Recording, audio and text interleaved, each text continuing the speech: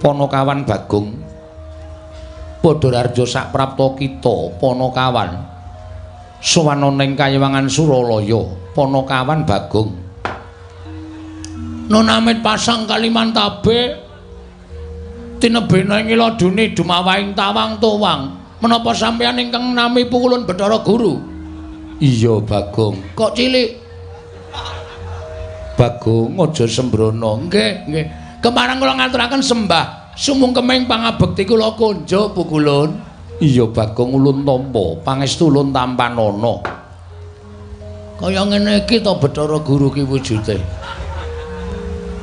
malak piye kancane tangane loro kok dheke papat dhewe nek adus mesti suwe banget kuwi le ngosoki kelek papat dhewe iya Bagong nggih Pukulun karo sapa kita piyambakan ngerti dalan ingkang anjaka ning Kayiwangan nggih nadyan keblusuk-blusuk ning kula tanglet-tanglet mergi wonten dalan mergi ingkang anjak wonten ing Kayangan jebul munggah gunung dhuwur banget nganti krekel-krekel niki kula gobyos kabeh mula nyuwun ngapunten nggih Pukulun nek kula mboten ngagem klambi ora apa-apa Bagong nune nggih matur sembah nuwun kencang warudaya Mbak Pak Pong Bu bolong kali codhe sapa sing gawe Bagong Padhararja sak prapta kita niki sinten iki Ulun Bathara Antrada oh nggih kula mun tau ngerti Pukulun Bathara Antrada wilujeng bekti kula kunjung nggih Pukulun ya ulun tampa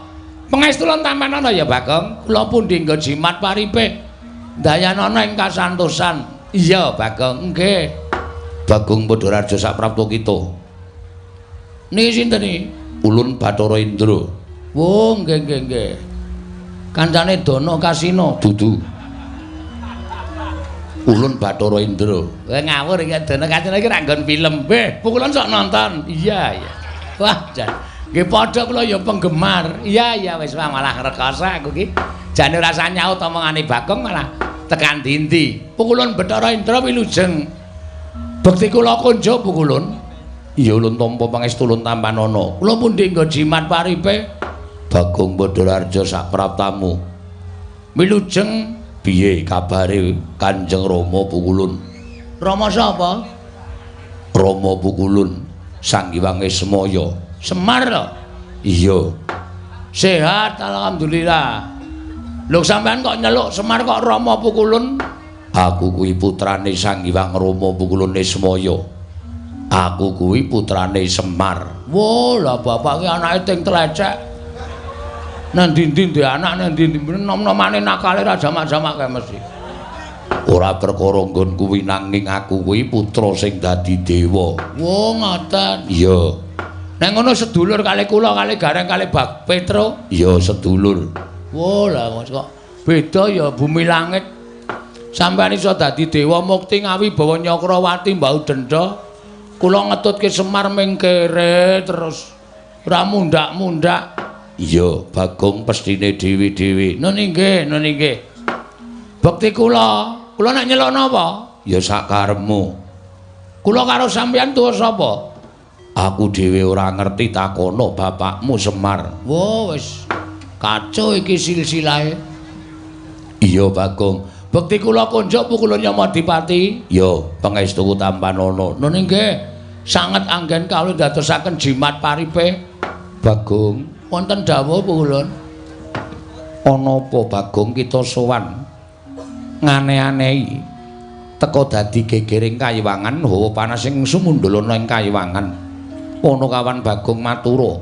yen darbe panjaluk tumuli matura yen darbe pitakonan tumuli takokno marang panjenengan ulun bakal nampa ingkang dadi atur kita Ponokawan matur sembah sewu nuwun tanpa pepindhan Pukulun wale-wale menapa sowan kula ngersa paduka Hyang Pikulun menika estunipun nuruti kalih ati kula Pukulun nuruti kelawan ati kita nggih sebabe apa critane rak ngeten kula niku krungu kabar nek Kak Gareng niku wis tau tate ketemu karo bapakne kula tanjeke teng omahe Gareng Reng apa kowe wis tau ketemu karo bapakmu wae Gareng niku semaur heeh Nek ngono adek iki dudu anake Semar, dudu ya mung anak pek-pekan ngoten. Lah bapakmu sapa, Reng? Bapakku ki padha karo bapane Petro, tunggal bapak. Terus kula mara tenggene Petro. Truk, ngoten niku. Apa bapakmu karo bapane Gareng ki padha apa? Padha. Nek ngono kowe karo aku barang ki padha tunggal bapak, ora. Kowe ki beda dhewe. Ngoten niku. Lah terus bapakku sapa, Truk? Bapakmu ya Semar kae. Mongko ati kula niku jane ora pas. Nek kula ngrasake anak Semar niku mboten. Wong Petro karo Gareng kowe bapakne beda kok. Ngoten. Nggih bener nek Semar niku ya anak-anak. Ning anake Semar niku do dadi dewa. Mula sing dijak medhun ning jagat niku mung anak-anake Kuwalon. Sing dijak sengsara niku mung anak-anake Kuwalon. Terus kula takon kalih Gareng, "Lah anakku, bapakku sapa, Reng?" "Ya mbah, ngoten niku. Kelara-lara kula 7 dina 7 bengi ora doyan mangan. Meneng mawon kula teng omah mikir nganti rambut kula sing ngarep rontok niki. Niki merga kula mikir wong tuwa kula niku jane sapa? Ora mungkin nek kula niku urip kok mlethek saka watu. Niku mboten bakal kelakon. Tumuli kula rembugan kalih bojo kula. Bojo kita nggih. Yem Tariem. Bojo kita jenenge Tariem. Nggih. Malah durung ulun catet. Yen to ulun kagungan titah alan Dewi Tariem. Mboten Dewi. Niku mboten anake ratu, niku anake tani kok. Iya, Bagong. Nggih. Lek kula ketemu teng Gubuk Asmara.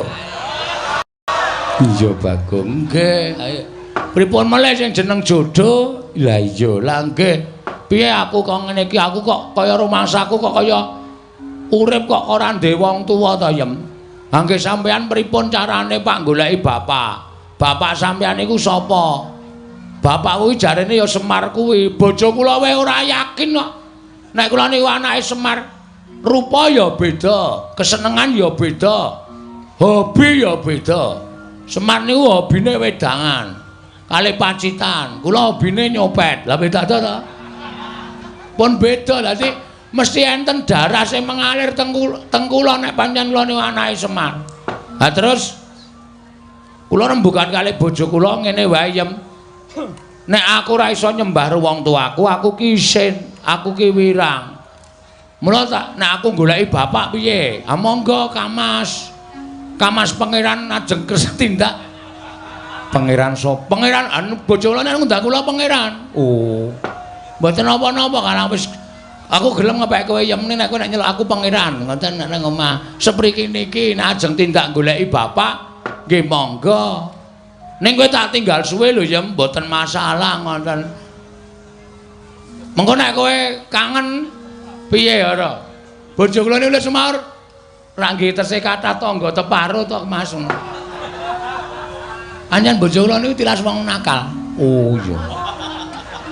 Ning kula slametke saking lubang napa jenenge kenakalan, kula entaske. Dadi saniki dadi wong apik ya mung sak gala-gala iku kumat. Iya iya. Ora apa-apa. Anak kula sing cilik dhewe niku ora mboten padha kali kula to? Iya, iya. Sik Basir? Iya, iya. Niku raine mboten padha kali kula, nek mboten apa-apa tak openi jeneng kula niku seneng anu kok nglumpukke pahala. Iya, iya, Bagong. Sak banjure piye? Ah, terus kula takon. Aku lek arep takon endi ya saya coba bayangno.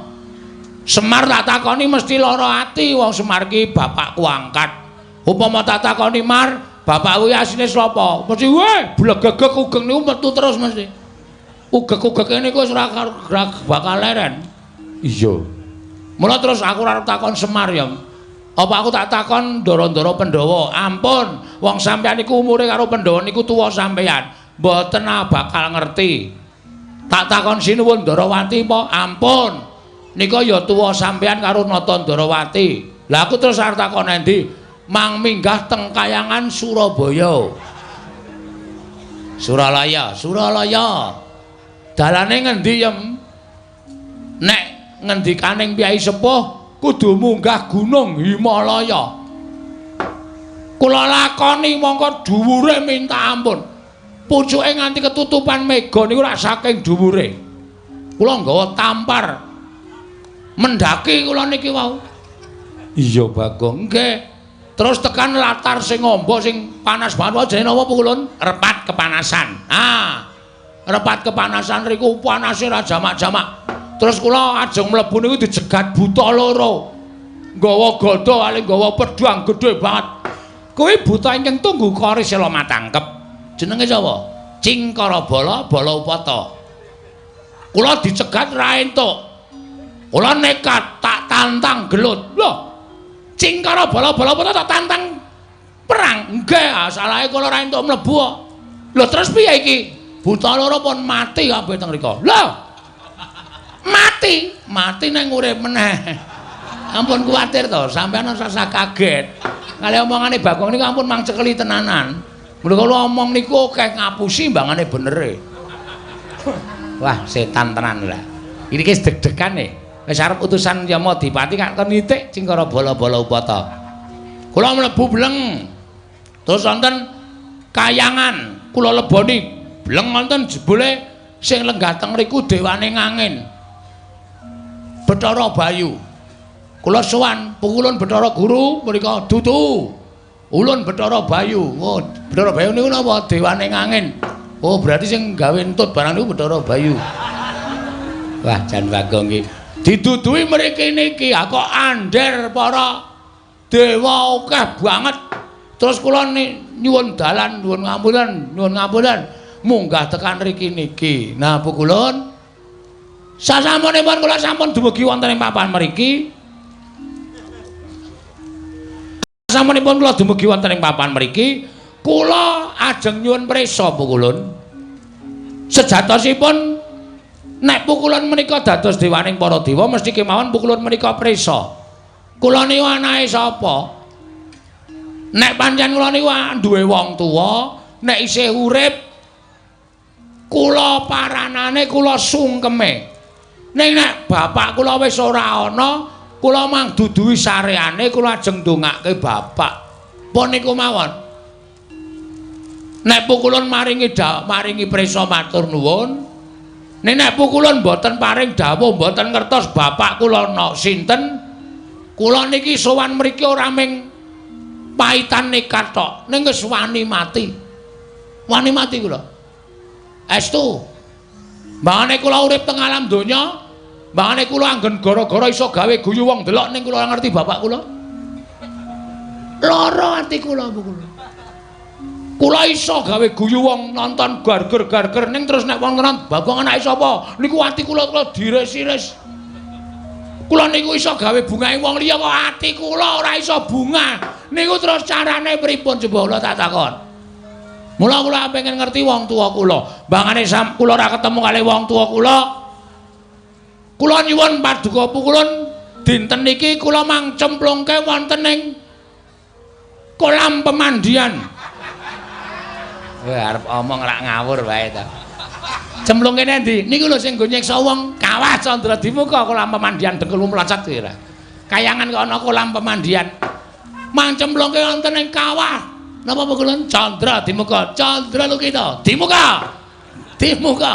Wis sinden kok. Candra Dimuka. Monggo dinten samenika kula aturi paring dawuh. Nek panjenengan mboten kersa paring dawuh mboten ngertos kula njaluk mati pun niku mawon. Kesik Bagong, nek kowe mati bojomu piye? Pun wonten sing lamar kok niki. Lho. Lagi tak tinggal iki wis sing lamar, mpun kula bebaske kok kula niku. Wonge kepenak kok. Ha nek pancen mbangane kowe karo kula ora seneng sakjane wis diirak-iriki tangga kula ya wis tak nengke mawon. Wah, lah wong edan ora. Kakang Rada kados pundi? Ah monggo, Di.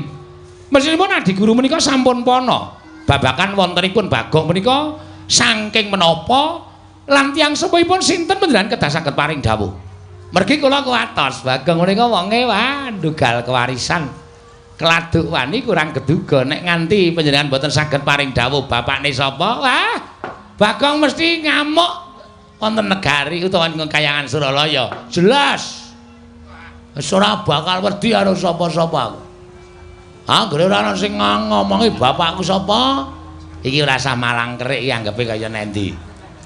Tenan, kula mboten ajrih karo sapa-sapa. Sampeyan ngerti to nek kula ngamuk? Sampeyan ngerti nek kula nesu.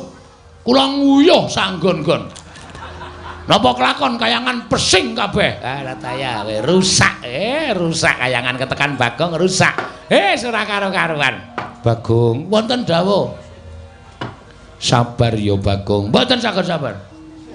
Kedah sakmenika panjenengan paring dawuh sinten bapak kula. Niki kula wis mumet ket sore wau. Nganti weteng kula lara merga sak lakon Bagong kok takon bapakne niku perkarane pripun. Wah, wis cilaka tenan. Dek emben Semar bangun gedung kesenian. Niku wis mecahke sirah. Sakniki Bagong takon bapak wis apa ora bentet cengel kula. Ora taya kowe ning kowe bisa cah cerdas e. Padhake ora. Ha iso, mbok tekane iso mbok ora sing penting iso. Walah nekat bocah iki, nekat wae. Pripun? Latri paring dawuh. Sinten bapak kula? Bagong. Yekti kita kuwi ora linairake lan ora ana ingkang ngandhut kelawan jeneng kita. Ora ana titah wanita ingkang ngandhut badan kita, lan ora ana wanudya ingkang ngandhut badan kita. Pas. Ora mungkin. Masa ana menungsa kok mlethek saka watu, jedul saka wit. Niku dudu menungsa. Niku demit. Niku setan. Lah Bagong niku menungsa. Niku mung wangsulane wong sing ora ngerti sapa bapak kula. Pun sampean saniki ngaku napa mboten? Bagong. Nun. Ulun iki sapa? Bathara Guru. Nek ora tau mulang. Ngerti ulun Bathara Guru. Nggih. Ulun iki jejering sapa? Dewa. Wajibe titah kelawan dewa nyembah tata krama. Nek dewa ditakoni ra iso wangsulan, apa gunanya jadi dewa kok? Mboten wonten gunanipun. Ha percuma, kabeh niku sendan ngerti lelakone kok. Aja kok menungso. Kutu-kutu. Kutu-kutu Walangataga. Kutu-kutu Walangataga. Sampeyan niku ngerti apa bang musike. Ha kok mung perkara Bagong kok ora iso ngandhake. Ngene, kowe tak kandhani. Ngopo iki cah cilik melu-melu? Wah. Cah cilik dengkul kita kuwi. Najan cilik ulun iki kamituaning kayangan. Nggih. Lah kowe tak kandhani Bagong. Sejatine kowe iki ora dumadi saka utawa ora linairake dening sawijining ibu. Terus war melu-melu jawabane iki kowe. Nah, melu-melu titanono kowe. Plotroke kathokmu. Hei. Dewa karo diplotroke kathoke ora. Tak kandhani ya. Sejatine kita kuwi ora mlethek saka watu, ora jedul saka kayu watu. Ning kita kuwi dumadi saka sabda. Sabda piye maksude? Hah? Sabda piye maksude? Kira clemongan lho iki. Iki getihku wis tekan sirah iki. Munggah angel-angel nang kayangan, tak rewangi nganggo tampar tak unggahke kaya wong mendaki nganti babak bundas. Nek ming nang kene dikandhani Bagong, kowe iki ming dumadi saka sabda, ora jelas kowe. Kesikik ta? Iki cepet iki. Ndek gang tases-tases ngono. Dumadi saka sabda kuwi merga disabda dening sawijining dewa. Ha dewane sapa? Dewane sapa? Ora mung waton omong kowe. Cah cilike melu-melu. Yaine ijik melek. Kono mulai sekolah sesuk. Wah, dengkulmu kuwi ora. Wah, Bagong ki anggere karo dewa kok sak penake dhewe ora. Piye maksude? Bagong, nun, ganti iki meneh. Bolak-balik. Ngene, ulun jarwani nggih. Nalika semana Semar tumitah ana ing jagat kuwi sayekti durung duwe ruwang. Terus tumuli sowan kelawan Catugara, ya kuwi Kakang Tejamaya lan Kakang Ismaya sowan ngersane Ngiwang Pikulun Bathara Tunggal. Tunggale pira? Lho, Bathara Tunggal kuwi wong tuwa ulun, Rama ulun. Oh, bapak sampeyan? Iya. Sang Hyang Bathara Tunggal nanting kelawan Kakang Catugara yen to pancen kepengin darbe ruwang tumuli nyipta sarana napsuning Kakang Catugara sinipta dadi wujuding Sarawita utawa Bilung. ing angka loro nalika Siesmaya nyuwun ruwang ana ing jagat tumuli wewayangane ing Siesmaya ya Kakang Ismaya sinabda dadi wujuding pawongan ingkang gecul kumarucul kang aran Bagong mengkono mungguh kang dadi asal mula-mulanira Bagong bayangan iya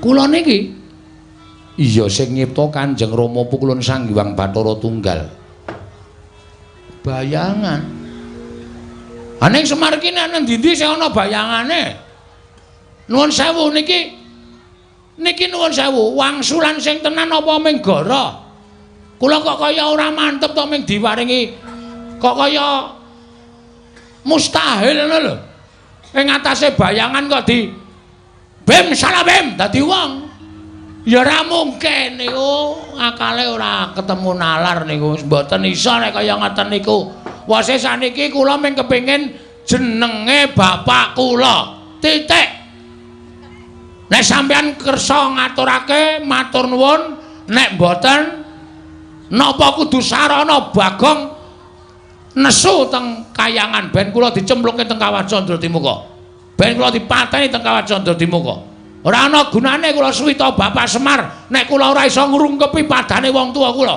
ora ana gunane kula niku melu Semar nek kula ora iso ndongake wong tuwa kula ngoten mawon Bu Kulun pun niku kula nesu tenan iki niku aja tenang-tenang mawon to niki mugi andadosna ing kawuningan Bu Kulun Bathara mangsawang rai kula niku wis abang tenan niki tenan niki kula nek ora entuk jawaban tenan kula nesu tenan nek perlu kayangan kula gawe sungsang bawana bale Bu Kulun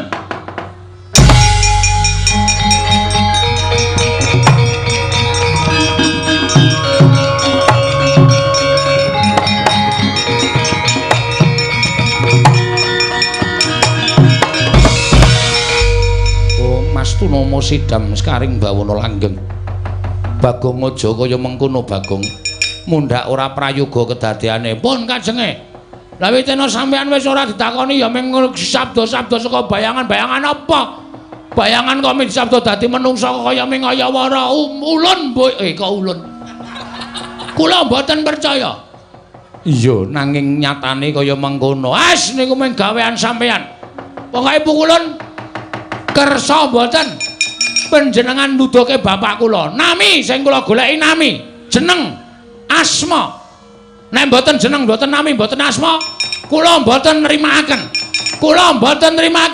Bathara Indra bocah iki nek ora tak seret ning repat kepanasan gawe geger Bathara Indra weh maksudnya apa aku tok larak tekan repat kepanasan mergo aku nampa dawuh pengendikane iki Wang Pikulun Naroda supaya kowe digawa metu nang repat kemanasan lan iki aku nampa dawuh meneh Bagong dawuhe apa kowe kon bali nanti bali ning jagat terus nek aku bali ning jagat kosik aku ki dewa kok kowe ora basa oh iya lali sik nang bener terus nek pun kula wangsul teng jagat nek wis bali ning jagat dasare wis diweni keterangan bapakmu ki sapa ora usah mbok terusake nggon menakon karo bapakmu aran para Jawata. Jawata ora ngerti menyang didurunge bapakmu lan bapakmu kuwi sejatine ora ana. Kowe pancen dipuja saka wewayangane ya kuwi Siwana Yantaka. As. Jawaban yang sama. Ora bakal menehi pemarem ing atiku. Terus karepmu piye? Aku pokoke kudu njaluk ketemu karo Bathara Guru. Nek Bathara Guru ora kepareng sarta ora iso ngendikake nek di bapakku ora pantes dadi Bathara Guru. Bathara Guru ki kudu ngerti apa wae. Dheweke iki dadi dewaning para dewa. Kudu ngerti marang kananing titah. Kok dadi tak takoni bapakku kok ora paham. Kaya ngono kok dadi dewa. Ora wangon dadi dewa Bathara Guru. Mula wektu dina iki aku ora nrimake. Nek Bathara Guru ngandhakake bapakku nendi, kayangan tak gawe geger. Lho kusik. Apa kowe wani karo para dewa? Lho wis muni ngene kok dikira ora wani ta iki? Iki wis nekat nek kaya ngene iki. Tegese kowe wani. Wani. Yen wani tegese aku iki kudu peksa karo kowe Bagong. Terus kowe tak candhak, tak uncalake saka Gunung Himalaya ben tiba ning jagat. kowe bali ning papan dunungmu. Nek pancen iso uncalno, nek ra iso ngapunten lho nek ana dewa kewirangan karo Bagong. Lho, apa kowe wani karo aku? Jane ora ning mergo tok warai ya nuwun sewu. Kepeksa kula wani. Yen wani karo aku kene marganing patimu. Nuwun sewu pukulun. Dijajal dewa karo Bagong menang sapa? Iki merganing patimu. Panggawa tak ayoni pukulun.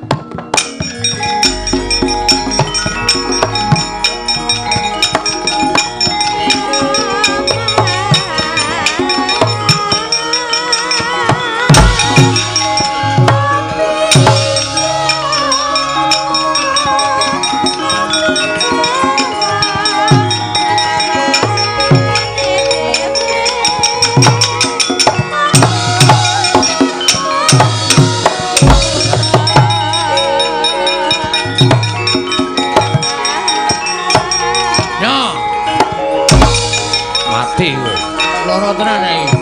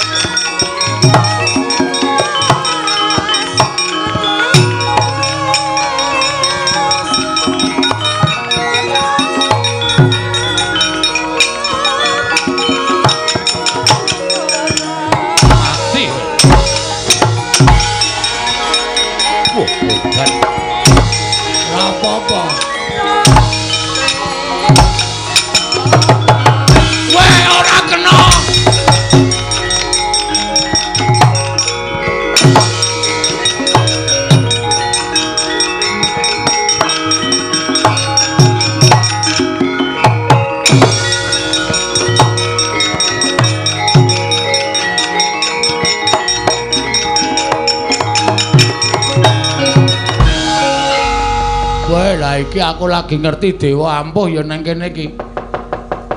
Dhewe ngantem aku plak-plek mumet tak ampet kok bareng tak bales kok. Rasane tangan iki kaya temomo ning dodone kok. Kaya ora kena wah jan nyemelangi tenan iki. Mudar tenan iki aku dikeroyok dewa tenan. Rekake ngono ya arep dadi cah kendel, dadi arep kepengin goleki bapak. Nek kaya ngene iki sapa sing arep tak sambati? Ndara Antasena ya minggat. Ora ketok. Bareng kahanan kaya ngene kok sak penake dhewe lunga tanpa pamit. Wis modar yem aku. Rekake goleki bapak malah Sarapati nang kene. Mongko Bathara Indra ngoyak-oyak aku kaya ngono kae mesti. Kae urung ngetokke Jaya Kawijayan Aji guna kasantikan. Nek nganti ngentokke Aji Jaya Kawijayan mati tenan nang kene aku anakku isih cilik-cilik. Nek nganti engko aku tak tinggal mati terus anakku piye? Nek bojoku dipsida dipek tanggaku tenan. Anakku ngrekoso iki mlebu panti asuhan malah wis ora kopen iki nek ora mulih nang Madyapada ndrawasi tenan iki. Wis suwe, Mas. Ya sawetara. Rada mriki? Ya. Ngopo kok bingung? Ngopo bingung? Semene iki nek ndombani ora ngono kuwi. Ngono kuwi piye? Sing ngakon munggane kayangan aku sapa? Aku. Sing ngakon takon dewa tentang bapakku sapa? Aku. Ha kok kowe malah ora ketok? Aku ngiyup saka repat kepanasan. Mergo panase repat kepanasan kuwi pancen gilani. Yen ora kuat mesti bakal tekaning pati. Terus aku ngopo mlayu-mlayu? Diantemi dewa ya aku. Diantemi dewa sapa? Bathara Indra. Ambok diwales diantem. Nek iso tak wales ket mau-mau. Ora iso. Tak tonya ora kenang, tak antem ora kena, tak tabok ora kena. Kaya ana tamenge dewa-dewa ki. Kowe iki nek goblok aja dienggo dhewe. Nek goblok takon karo wong pinter. Ha nek tak takon sampean, carane ngantem piye? Carane ngantem ana. Carane piye? Dewa ki keringkiane siji. Keringkiane disembah ping 3. Tur ling ngantem aja nggo dodo munggah ning dodo medun. Dodo medun? Mesti kena. Masa? Tenan. Aku ora tau ngapusi. Yakin? Yakin. Ku anggere ngapusi titenono wae.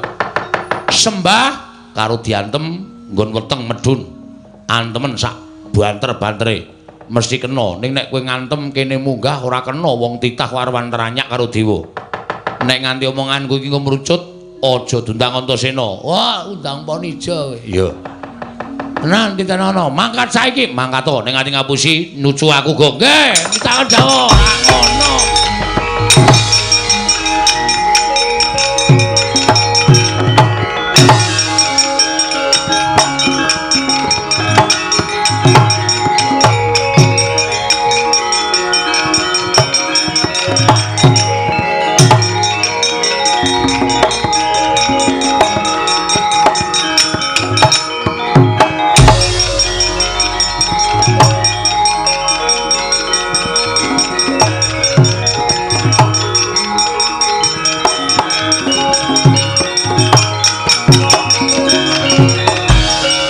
Bagong isih maju isih.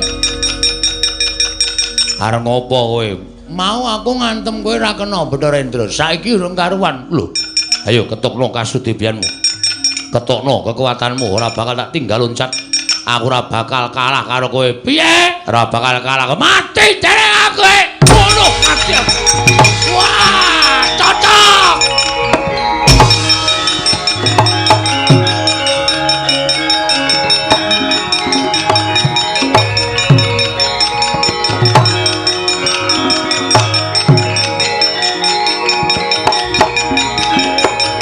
Waduh, mati ya. Ayo, sambat kowe. Ayo adu gares. Jare.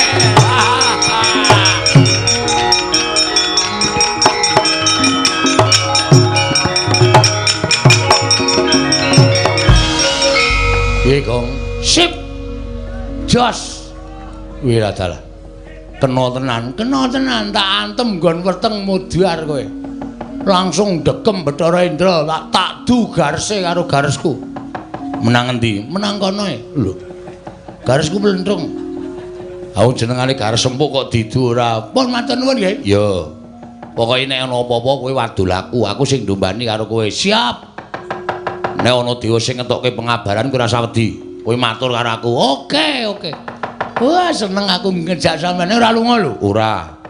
Wah, lunga titenono kowe. Ndombani wong kok lunga, maju terus. Pokoke nganti ketemu karo Bathara Guru. Bathara Guru iso ngandhake bapakmu nendi? Ngamuk. Wong kowe iki wong kok ora ndek bapak iki ora mungkin. Kowe iki titah swantah mesti duwe wong tuwa. Nggih, matur sembah nuwun. Ayo, Amo Suramrata ndi dewane tunggale negara yo.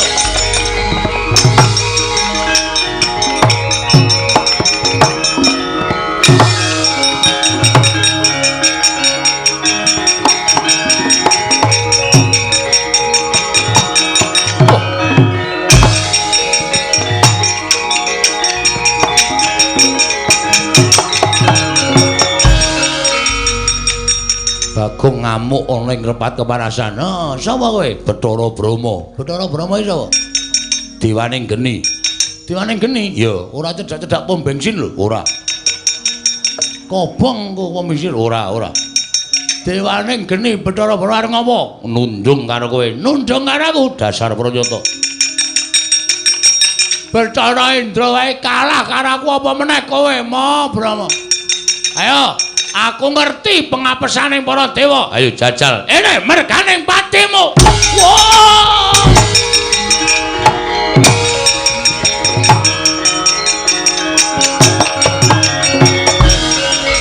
Piye, Gong? Kok mung pisan le iso? Bareng kula ngantem Bathara Brahma ora apa-apa e.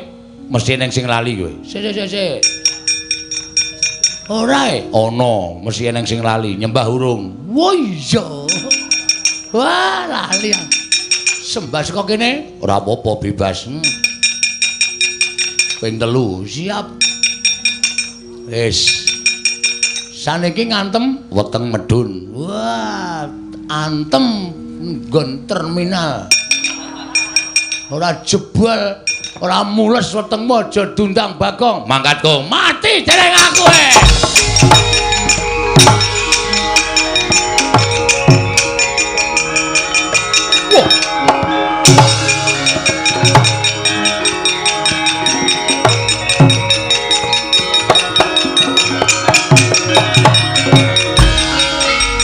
Dadal ampuh tenan kowe, ampuh ngungkuli pil pokoke.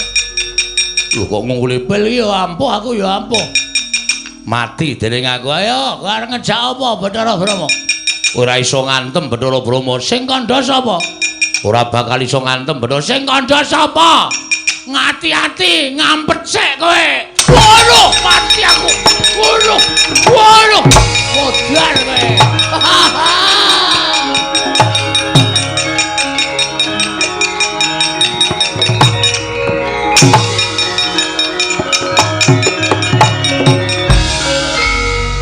Gulung-gulung Bathara Brama.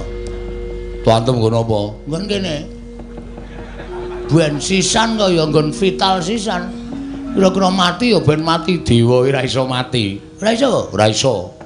Arep wong gulung-gulung kaya ngono kae iki ngrasake lara tok.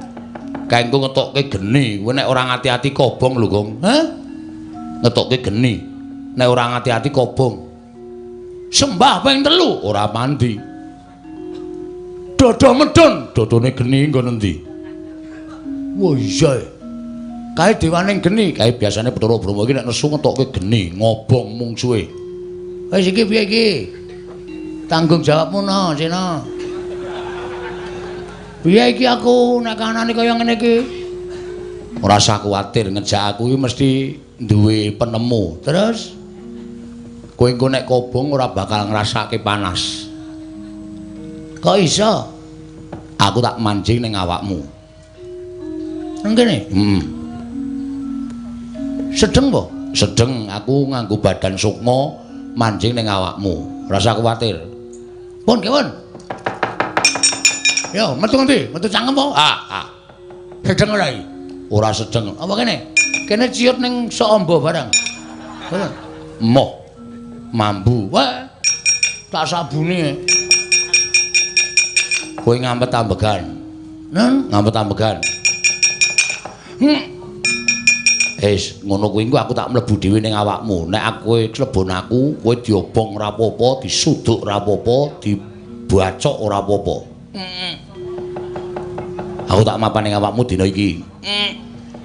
Dadi engko nek kowe dipobong karo Bathara Brama iki ora bakal piye-piye awakmu. Wis yo Gong aku tak mlebu yo. Nek aku mlebu ning awakmu mesti kowe ora bakal dadi wong ringkene, dadi wong sekti. Selak modar. Lek ngampet ket mau ora gek mlebu-mlebu kowe wis. Yo. Yo.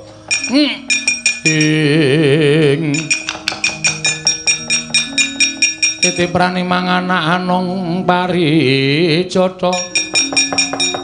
Mbak lume mbak lamun mambeng lirumbak ing samudra angra. Gong, wis. Sampeyan teng pundi? Aku ning awakmu. Lho. Wedane. Kok ora mbrenjol ya? Ora. Mergo aku alusan. Alusan? Iya. Mergo aku dadi badan alus. Terus kekuatane kowe dadi wong digdaya. Kula iso napa mawon? Iso. Kowe ditamani geni ora apa-apa. Blebeke nang segara ora mati. Wah lha iki. Wah, pun sampean teng riku mawon mboten sampe metu. Lho. Kula tak dadi wong ampuh sak lawase, aja engko ndak tok nggo pamer, ndak tok nggo muk. Wis saiki arep ngopo? Kula cobane. Pethoke Bathara Brama nganggo geni. Nek kula kena geni mati omongane Ndarantasena ming tekan pangucap mau mboten kababar dadi pakarti. Ya wis jajarane ora percaya. Nggih, tak maju alon-alon. Ya kono.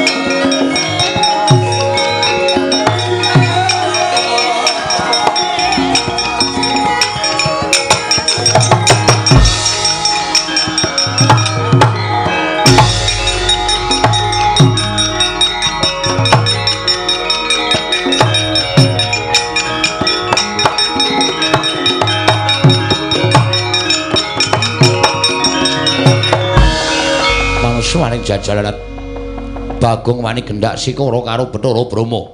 Mirang-mirangke Bathara Brama. Bagong, aku mentala karo kowe. Tibane daya kekuwataning Bathara Brama, ora kobong awakmu aja tundang Bathara Brama keparat.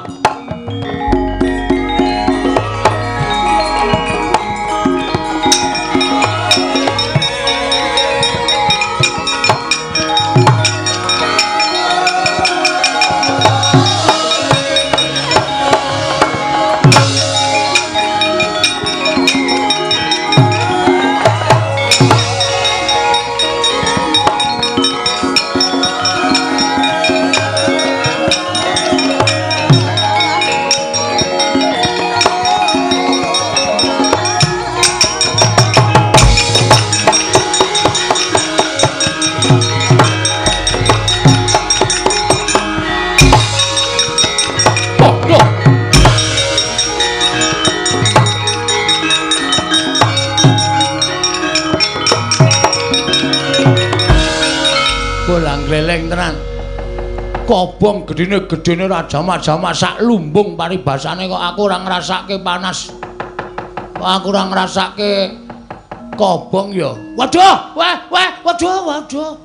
Wah, lah antasena ngapusi. Ngopo, Gong? Ngopo? Sing ra kobong ming awakku kathokku entek. Asemi bareng kaget mak klawer ngono. Tak kira nek kolor bulwah. Cilaka iki. Wis, sampean niku ngomongi sandangamu kobong, ning awakmu ora ngoten. Kathokmu kobong kabeh. Waduh, wis jan wis blendis kita.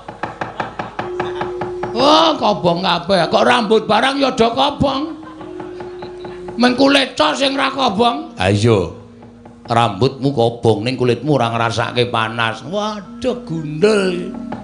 Sar dhuwur. Blendis kabeh kaya ngene iki jan wis. Wah, wis kula tak golek kanu sik, tak golek gombal. Ya kono. Ndak di sini-sini kula ora.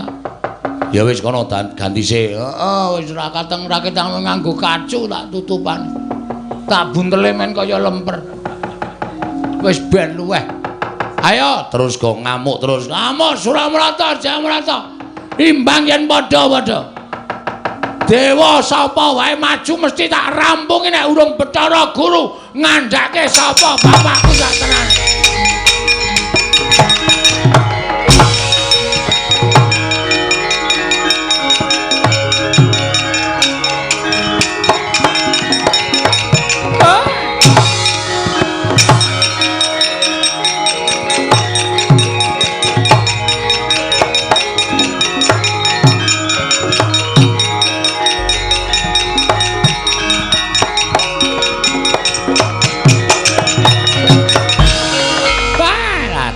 Kencang warudaya pak pong.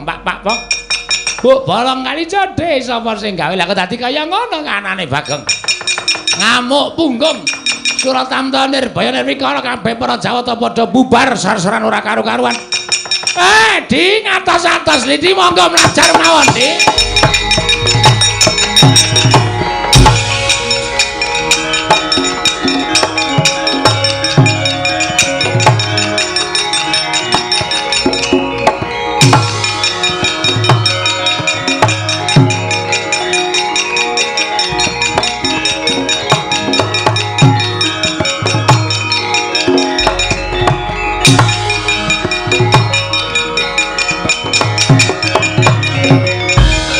Bathara Guru mlayu Den. Lah sirmu piye? Arep oyak terus apa memandhek tekan semene? Nggone goleki karo bapakmu. Nek cara aku lho, Gong. Nek aku aja nganti mandhek tekan semene, nggonmu goleki karo bapakmu ya ditenani. Nek Bathara Guru mlayu ki ateges janjane Bathara Guru ora ngerti bapakmu ki sapa. Lah nggih. Nek tak pikir-pikir niki suwe-suwe kriwikan dadi grojokan geguyon dadi tangisan. Waune kula mung rembugan karo sampeyan ming jagongan perkara bapak. Lah kok dadi sampeyan tok netangi pepinginaning ati kula supaya takon bapak kula teng pundi. Monggo jenengan terus ngojo-ojohi kula munggah teng kayangan kula ya manut. Lah iya. Lah nyatane wis tekan semene, Gong. Ibarate wong nyabrang ana ing kali kuwi maju ya teles, mundur ya teles. Mulane tumrap aku ya maju sisan. Ning nek nganti mengko ndara-ndara Pandhawa ngerti, wis ora usah wedi. Ditekati pancen ndara-ndaramu Pandhawa utawa wong tuaku Pandhawa arep melu-melu katutke sisan. Wah iki ketoke sampeyan ngojo-ojoki ning kaya ming mbombong kula ora mbombong ki tenanan. Sampeyan bantu tak bantu. Aku metu saka awak kula, ya aku tak mlebu. Sampeyan mlebu nek kula ketemu sapa-sapa niku dadine gedhe ati kula. Kula ora wedi karo sapa-sapa. Ya wis aku tak mlebu Bathara Grudaya. Lah ra ngono malah mlebu metu ora jelas ora.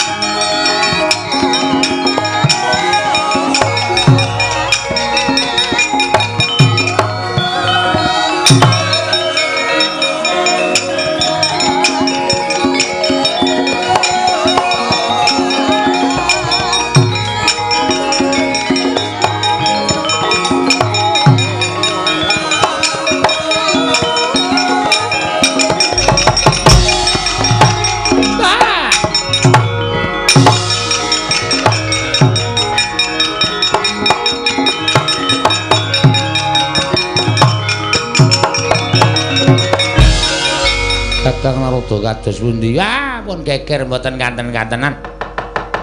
Ah wujude we Bagong, jenenge we Bagong, wong dugal kewarisan wong sak kepenake dhewe. Kula utawi para widodara widodari ingkang samya ngunduraken dhateng pun Bagong mboten saged kelampahan. Para dewa-dewa sami katriwandan nungsang puyang numbuk bentus lampahipun. Inggih Kakang Narada lajeng keparingipun kados pundi? Nyatanipun panjenengan sampun mboten saged ngaturaken sinten tiyang sepuhipun Bagong. Lajeng keparingipun Kakang Narada menapa kula kedah mlajar saking kayangan. Ah, nek mboten mlayu kewirangan lho, Di. Nek mboten mlayu panjenengan badhe kewirangan. Lajeng mlajar wonten pundi? Janaloka kemawon. Sowan dhateng sinten? Ah, Bagong menika abdipun para Pandhawa. Pandhawa dilapori nek Bagong kurang ajar mesti kemawon Bagong badhe nampi pidana saking para Pandhawa, Di. Monggo Kakang.